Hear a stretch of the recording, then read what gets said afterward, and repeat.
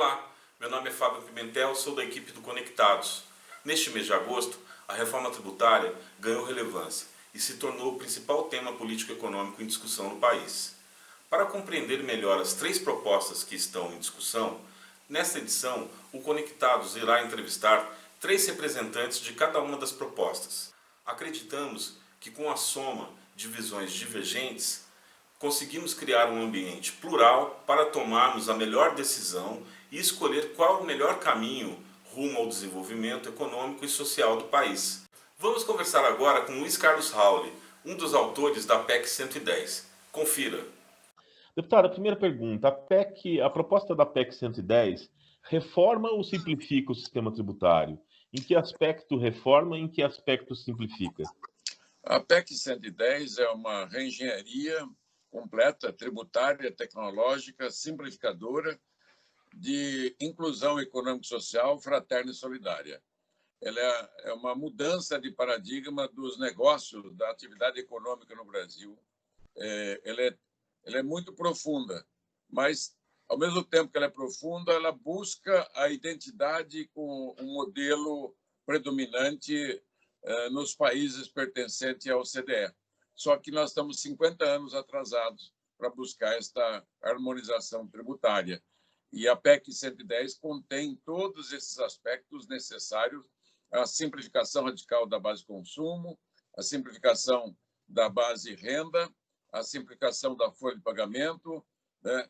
Uma modernização dos tributos de patrimônio, a cobrança eletrônica 5.0, que, né, vai gerar um crédito financeiro e revolucionar a cobrança de impostos do Brasil, e ainda resolve o problema da regressividade, que nós chamamos de PEC fraterna solidária, para diminuir a tributação das famílias mais pobres, transferindo essa tributação para as famílias mais ricas. Então, ela é muito abrangente, muito simplificadora e muito tecnológica e muito desenvolvimentista. Ela vai proporcionar ao Brasil um crescimento sustentado, no mínimo do dobro da média do crescimento mundial. Tá certo.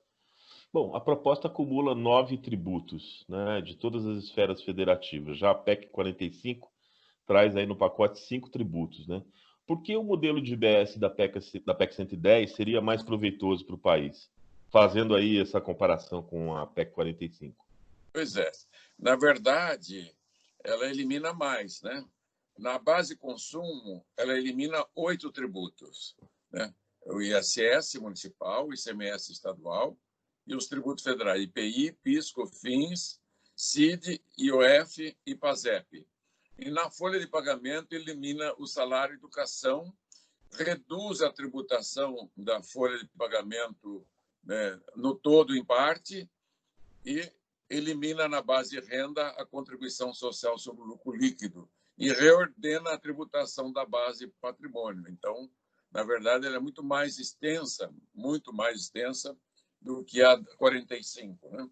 A 45 só mexe na base de consumo em 5 tributos. Nós limpamos toda a base de consumo com uma simplificação radical, que ela é da mesma natureza, todos os tributos que estão sendo eliminados, e ainda estamos de olho para propor, agora na fase final, também a eliminação do sistema S e do fundo rural da folha de pagamento, para ficar limpa também a folha de pagamento, que é subbase da base de consumo. Tá certo.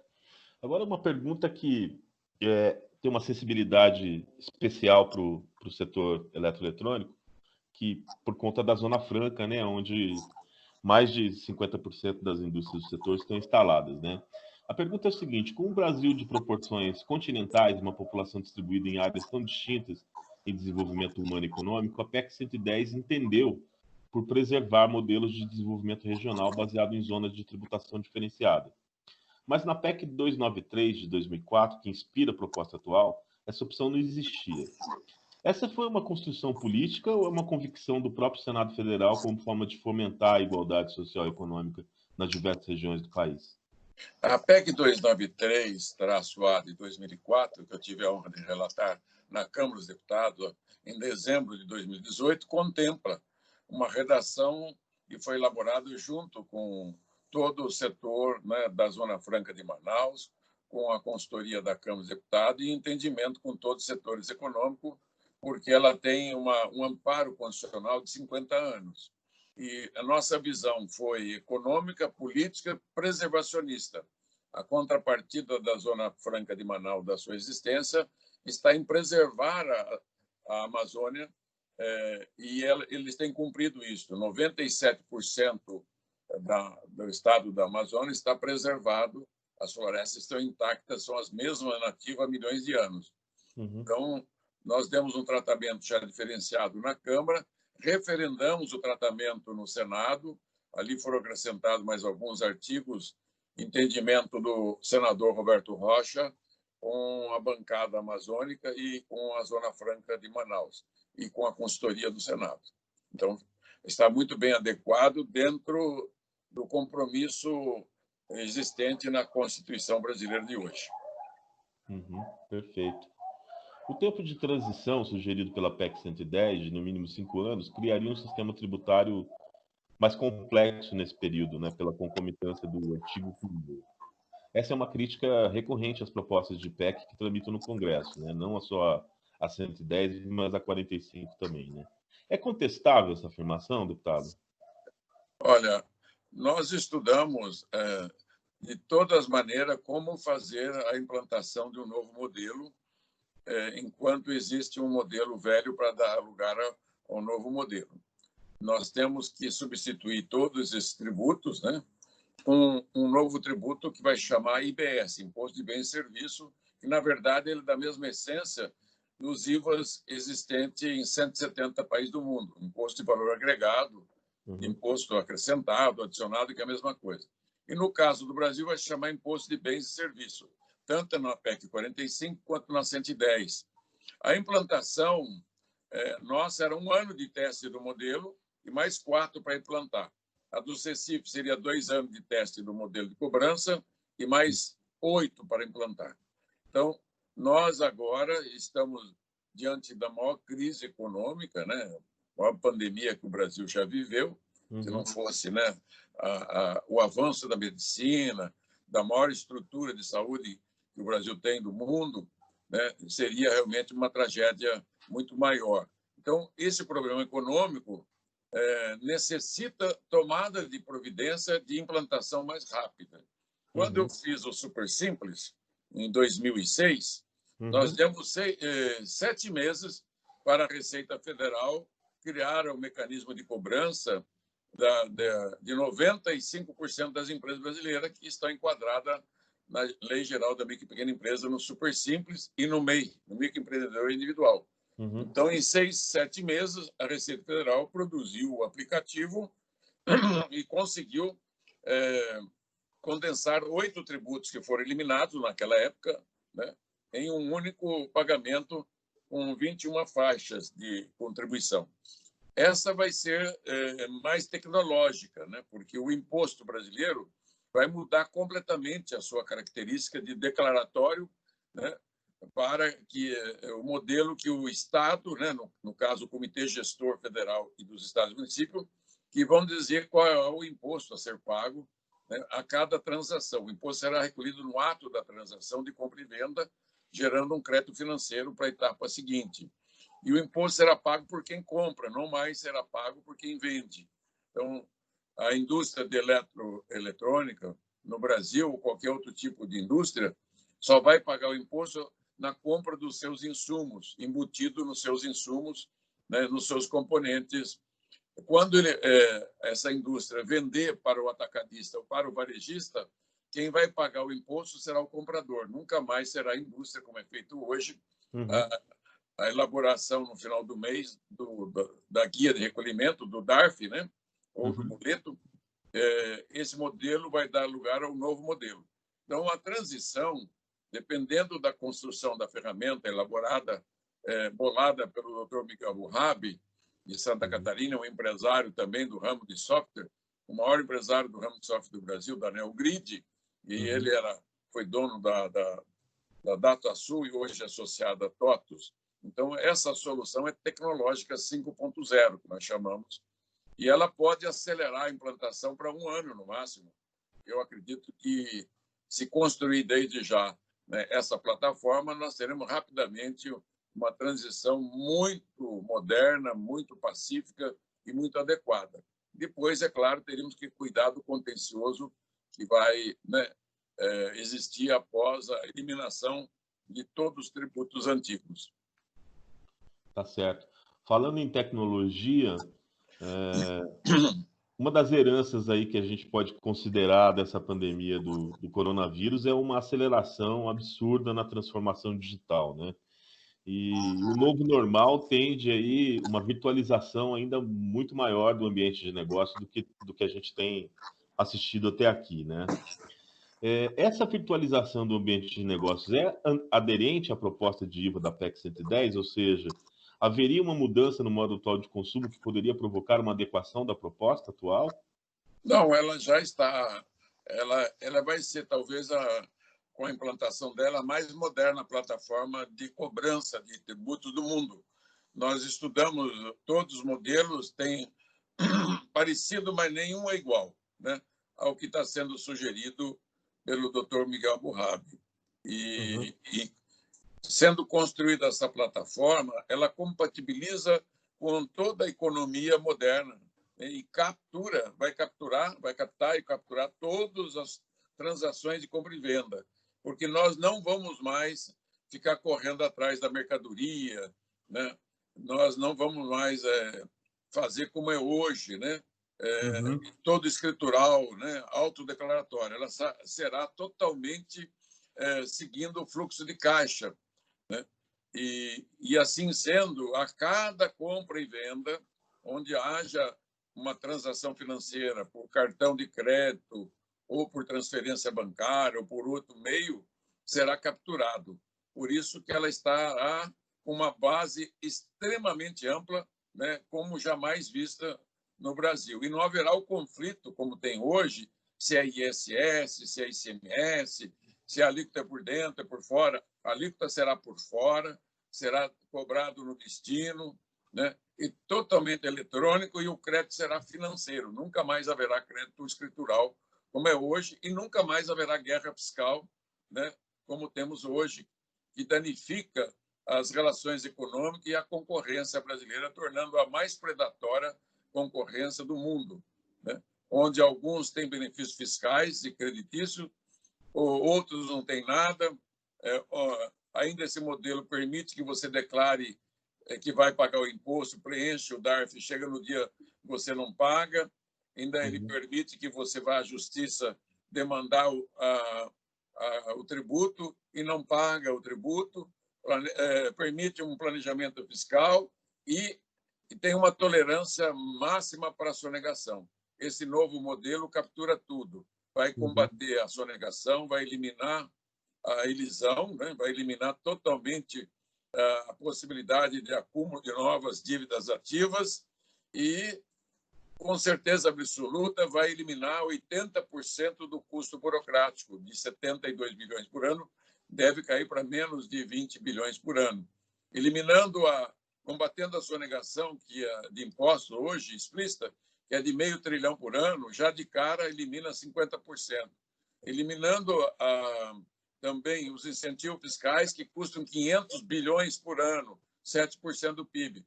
Isso pode ser eliminado já de início, 60% dele, 300 bilhões que vão desaparecer dos preços. O mesmo do contencioso, o mesmo da dívida ativa. Nós calculamos que mais de $500 bilhão poderá, por ano, ser eliminado dos preços relativos da economia brasileira. Perfeito. Existe uma crítica também quanto a uma tendência da PEC em violar a forma federativa dos estados, né, e dos municípios, né, violando a autonomia sobre a tributação local, né. Existe um contra-argumento a esse ponto de vista?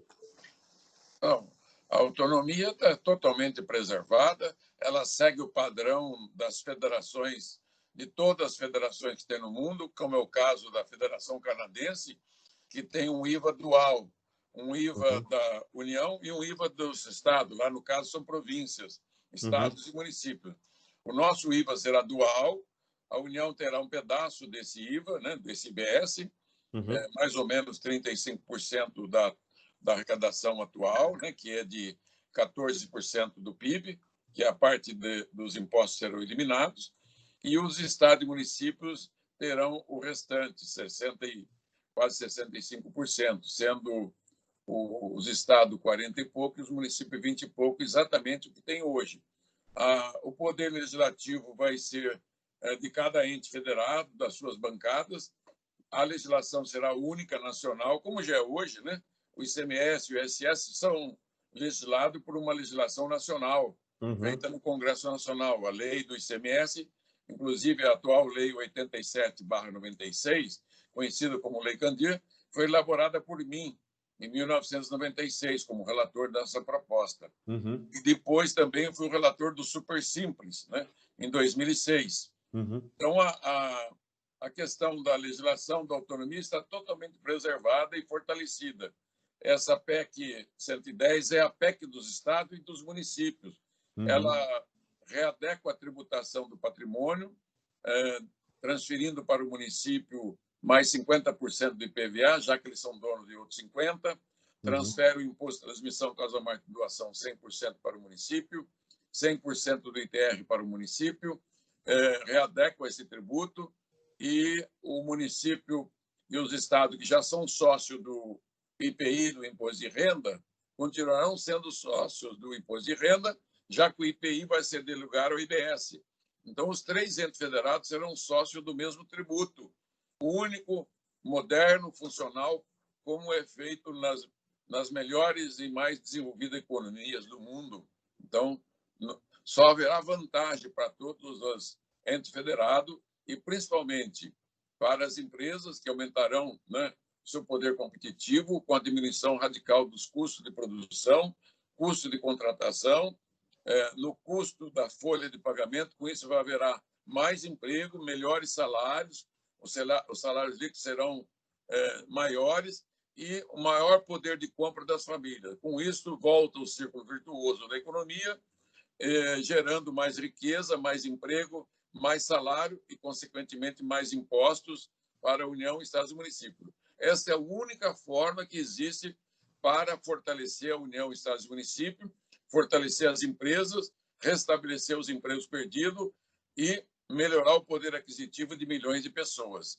O sistema tributário tem essa característica que não é aplicada no Brasil. Ele hoje é um sistema tributário ofensivo à produção, né? Ele torna a economia das empresas predatórias, a concorrência predatória, diminui os empregos de uma forma drástica e diminui o salário líquido, um dos países que paga o menor salário líquido do mundo, e atinge brutalmente as famílias de menor poder aquisitivo, com excesso de carga tributária no consumo e nos preços das mercadorias, dos bens e serviços consumidos pela grande massa de trabalhadores, ou seja, aqueles que ganham menos, classe média, média para baixo, pagam a maior carga tributária do mundo aqui no Brasil. Nós vamos mudar radicalmente tudo isso de uma forma positiva, propositiva, desenvolvimentista, fraterna e solidária.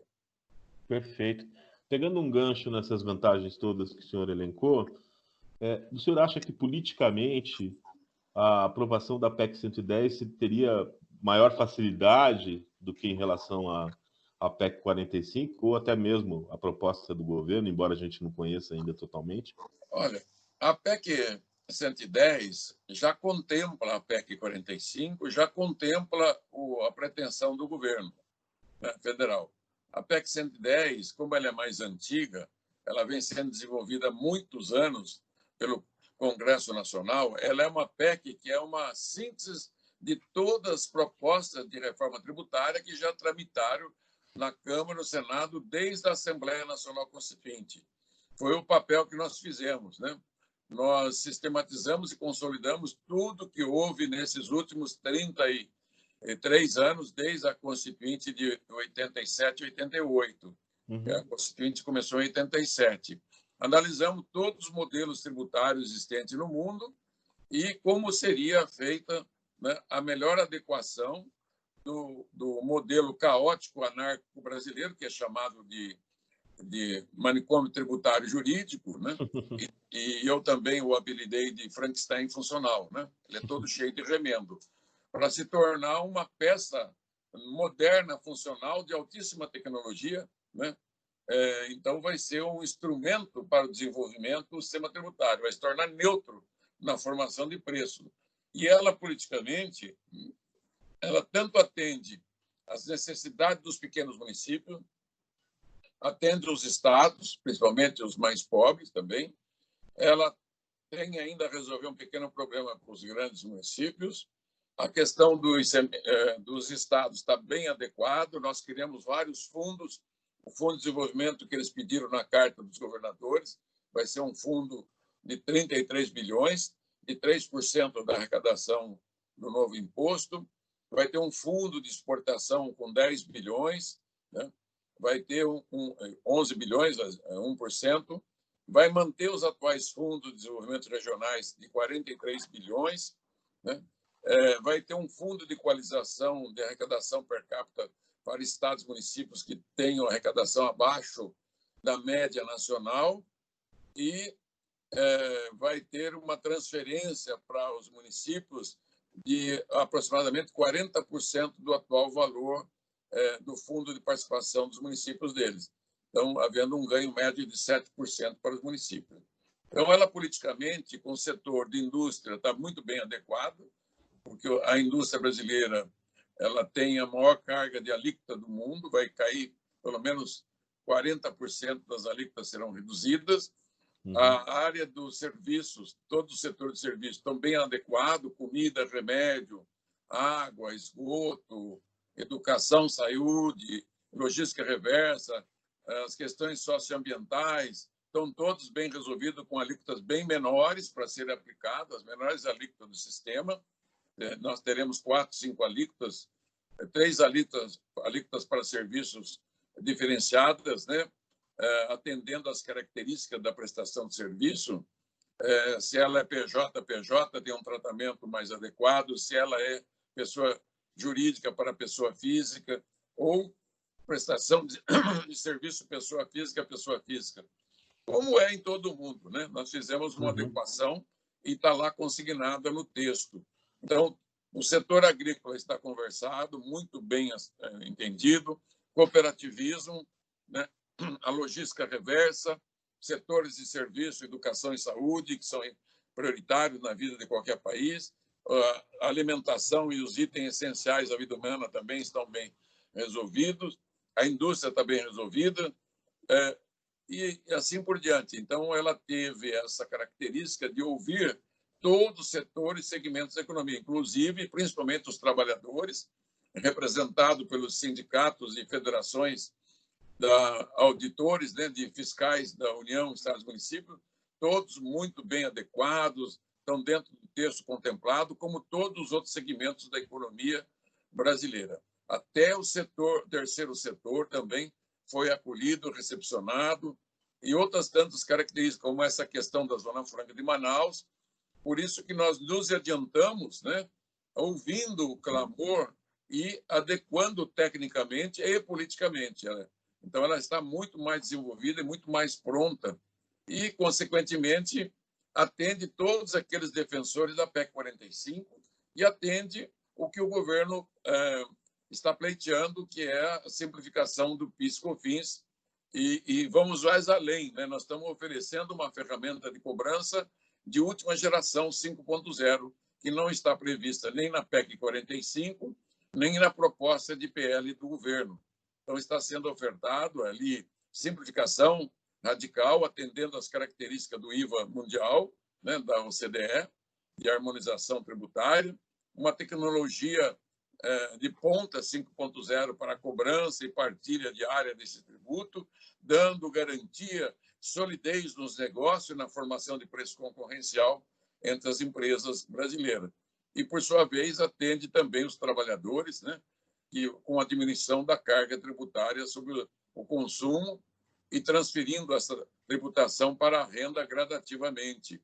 Então, a proposta é bastante holística, né? Bastante completa, né? Claro que não é perfeita, nada é perfeito, ainda está sujeito ainda a alguns ajustes que deve ser processado na comissão especial, que está sendo relatada pelo líder Aguinaldo Ribeiro e presidido pelo líder Roberto Rocha, que é relator da PEC 110 no Senado, e o Aguinaldo, que é relator da PEC 45 na Câmara dos Deputados. E ainda tem a PEC 293-A 2004, prontinha no plenário da Câmara, na mesa do presidente da Câmara, para recepcionar o acordo que for feito na comissão mista. Sendo feito esse acordo, você pode levar direto ao plenário da Câmara, ganhando uma etapa de tempo aí preciosa. Ganha mais de 30 dias com a possibilidade de fazer a adaptação do novo texto no texto que nós deixamos lá na Câmara, aprovado por unanimidade por todos os partidos políticos em 2018.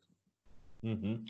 Falando essa questão do tempo, né, considerando aí os efeitos da pandemia que podem ainda durar aí por mais alguns meses e até adentrando aí em 2021, né? O senhor acha que o momento é propício para prosseguir os debates da reforma tributária com todo esse contexto aí de pandemia? Fazendo uma analogia com o final da Segunda Guerra Mundial, que destruiu, né, a Europa toda e as economias do mundo sucumbiram, como é que foi feito? Uma grande mudança, uma grande reforma mundial, o Plano Marshall, plano de reconstrução, né, dos países. Então, juntando um pouco o que aconteceu na reconstrução econômica da depressão de 29, né, e juntando com o que aconteceu depois da Segunda Guerra Mundial, que foram duas grandes tragédias, uma econômica, né, as duas econômicas, né, de origem distinta, o Brasil de hoje e o mundo está fazendo o mesmo. O Brasil, que tem mais problema que os demais países do mundo, tem todas as condições e necessidade imperiosa de fazer essa reforma do sistema tributário, que, na verdade, é a reconstrução do sistema tributário que está errado, equivocado há 50 anos, corrigindo os rumos dos negócios, tornando a concorrência brasileira uma concorrência limpa, transparente, né? Uma concorrência que realmente seja digna de uma economia de mercado, não como é hoje, né, uma concorrência predatória. Nós vamos nos livrar de todos os problemas do sistema tributário, nós chamamos dos problemas raízes, né, que são o excesso de legislação da União, Estado e Município, vai ser eliminado tudo de uma vez só, o excesso de carga tributária sobre a base de consumo, será eliminado uma grande parte de início e depois gradativamente, né? A concorrência desleal, a guerra fiscal será eliminado de uma vez só, e o fortalecimento do setor produtivo brasileiro, principalmente o exportador, eliminando também os estoques de créditos que tem na exportação, que não são pagos pelos governos para os exportadores, eliminando de uma só vez a inadimplência, o modelo novo nunca mais será inadimplência, eliminando de vez o ato escritural, porque o imposto não será mais declaratório, né? O imposto será cobrado pelo governo e online, né? Será tudo feito online.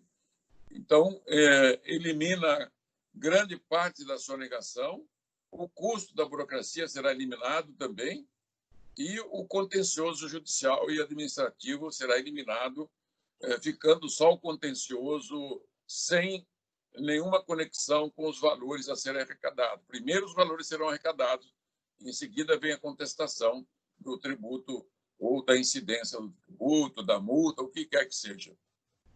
Tá certo. Bom, deputado, a gente está caminhando para o fim da nossa conversa. Eu queria considerar aí a sua visão sobre os dois últimos aspectos. O primeiro é o seguinte, em relação ao que você conhece da proposta do governo, considerando aí a primeira fase já apresentada e algumas inovações, né, como a criação de um imposto sobre transações financeiras, qual é a sua visão sobre esse contexto aí do que o governo vem falando? A proposta de PIS/COFINS, simplificação dela, ela é perfeitamente encaixada na PEC 45 e na 110, porque nós já tratamos da unificação, só que mais extensa, né? Ao invés de trabalhar só 2 tributos, nós queremos trabalhar todos os tributos que eu falei, 9 tributos, podendo chegar a 12. A PEC 45 só trata de 5 tributos. Então, é óbvio que a limpeza, o saneamento, né, a asepsia da base de consumo é fundamental para criar um bom ambiente de negócio.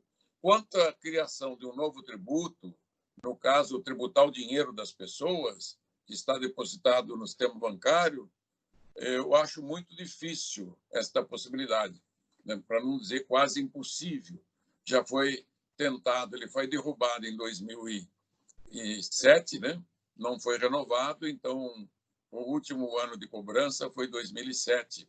E foi assim uma campanha muito grande contra a existência desse tributo.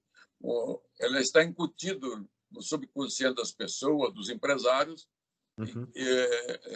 toda uma prevenção contra esse tributo. E com o advento da cobrança do modelo Abu Dhabi, não precisamos mais desse modelo de cobrar no dinheiro. Nenhum país do mundo cobra imposto no dinheiro. Só o Brasil que cobra, insiste em cobrar esse IOF e tenta de novo um CPMF.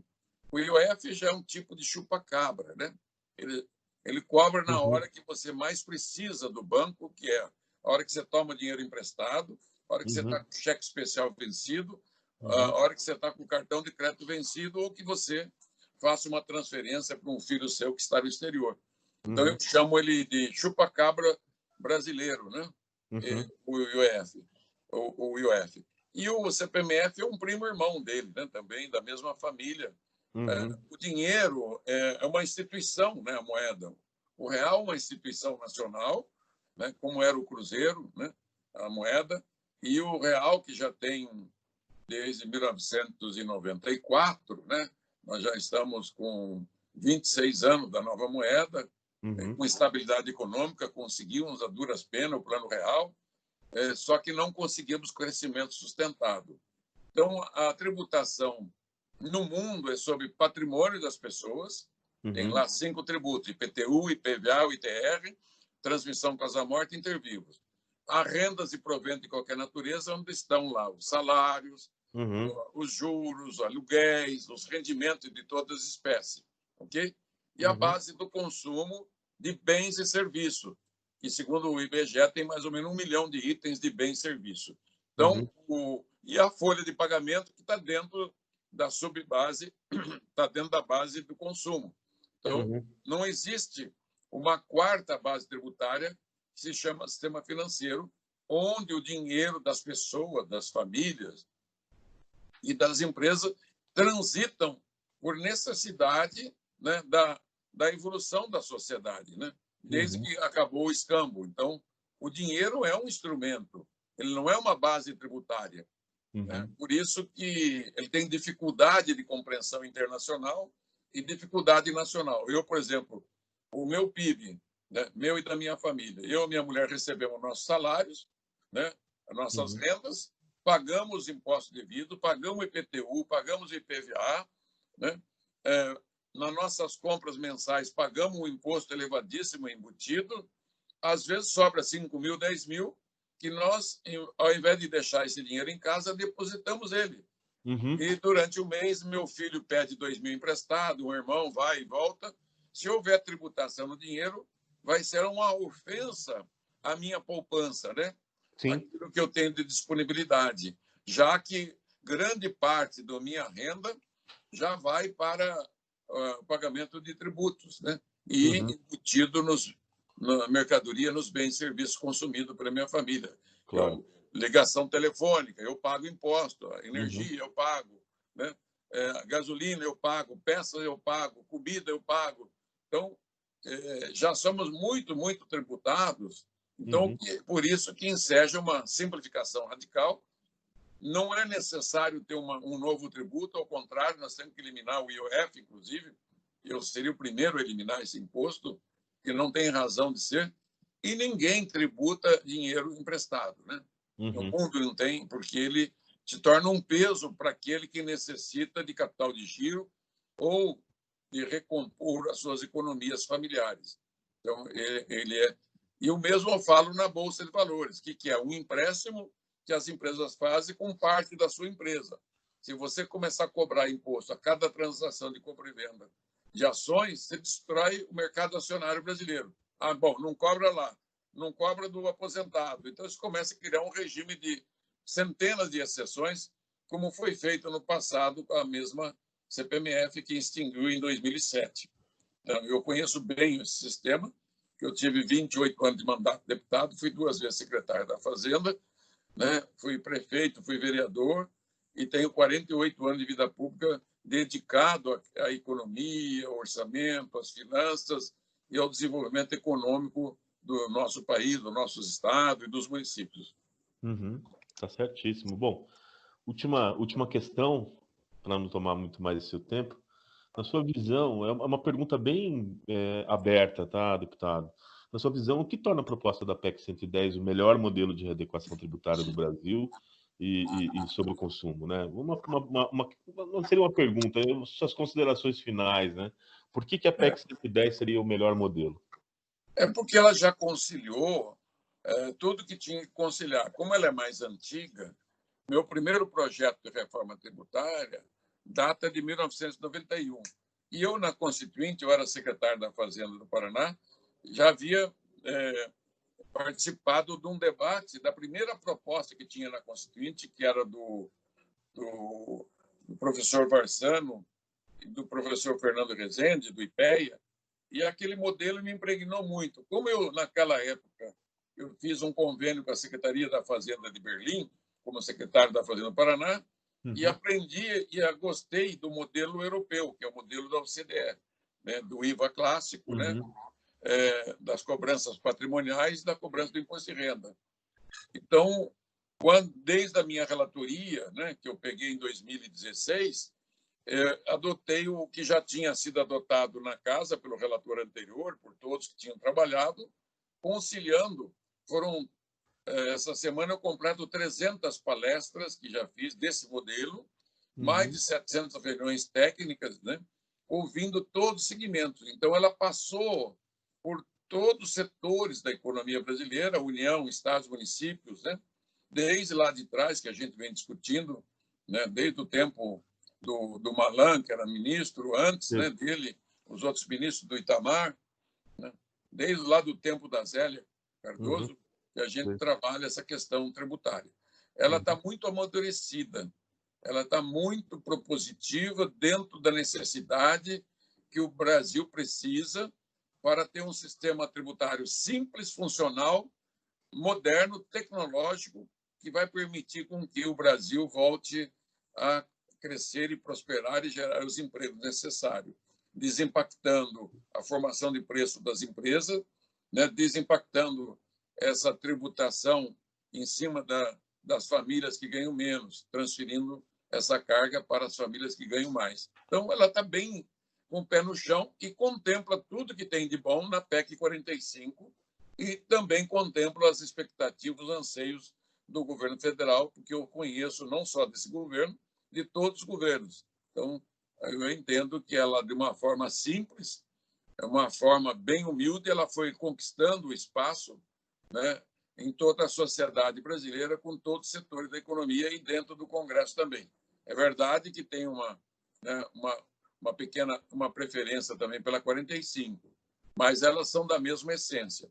A nossa é um pouco mais ampla do que a 45, como eu já expliquei nessa entrevista, com certeza absoluta. A gente aplica todo o nosso foco, né, nessa proposta, toda a nossa força e toda a nossa fé, né, nesse sistema tributário.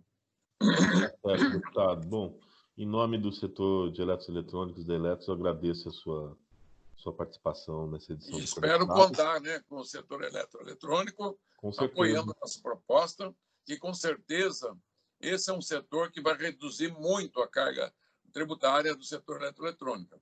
Acredito que pelo menos 40% das alíquotas serão eliminadas, ficando uma alíquota necessária para arrecadar o que é necessário, né, dentro de um sistema tributário justo, moderno, solidário e fraterno. Perfeito. Bom, eu agradeço muito a sua participação.